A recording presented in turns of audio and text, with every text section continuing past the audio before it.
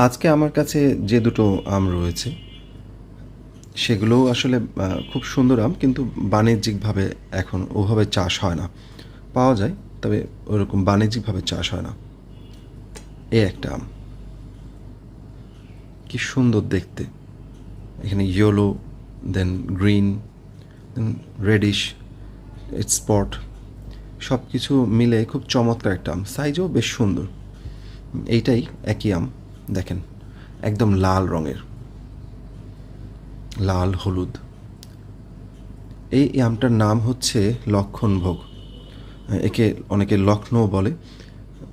আমি অবশ্য এটাকে বলি হচ্ছে সুন্দরী, কারণ খুব সুন্দর একটা আম। এখন এই আমটা ভালো, সাইজও ভালো, দেখতে তো চমৎকার, কিন্তু আমি যদি বলি এটা টেস্ট, তবে এইটা সেরকম মিষ্টি আম না।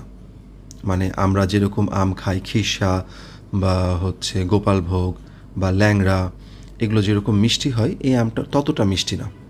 তো অনেকে মজা করে বলে এটা তো ডায়াবেটিক আম। তো সে কারণে এটা আসলে বাণিজ্যিকভাবে ভ্যালুটা কিছুটা কম। তবে আমি যদি বলি এর ত্বক, ভিতরে মধ্য ত্বক বা বিচি, এগুলো ফাইন, এগুলো টপ গ্রেডের। তারপর আসছে হচ্ছে এই একটা আম। এই আমটা আমি আগে কখনো খাইনি, আজকেই গতকালকে আমি কিনেছি বাজার থেকে। এটা হচ্ছে, দেখে বোঝা যাচ্ছে এটা হচ্ছে গোপালভোগ, কিন্তু এটার নাম হচ্ছে খুদি গোপালভোগ। মানে গোপালভোগের একটা দেশি ভ্যারাইটি, খুদি গোপালভোগ।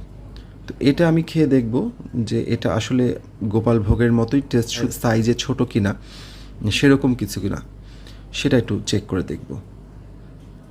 স্মেল তো পুরো গোপালভোগের মতো, দেখতেও গোপালভোগের মতো, কিন্তু নাম হচ্ছে খুদি গোপালভোগ। Let's try. কাটার পরে এই অবস্থা, এখন একটু খেয়ে দেখা যাক। খেলাম, স্বাদ পুরোপুরি একদম গোপাল ভোগের মতোই, শুধু সাইজে ছোট। আর এই আম অনেক খেয়েছি, প্রতি বছরই খাচ্ছি লক্ষণভোগ, তাই সেটা আর এখন টেস্ট করলাম না। আজকের জন্য এই দুটো আমি থাকলো।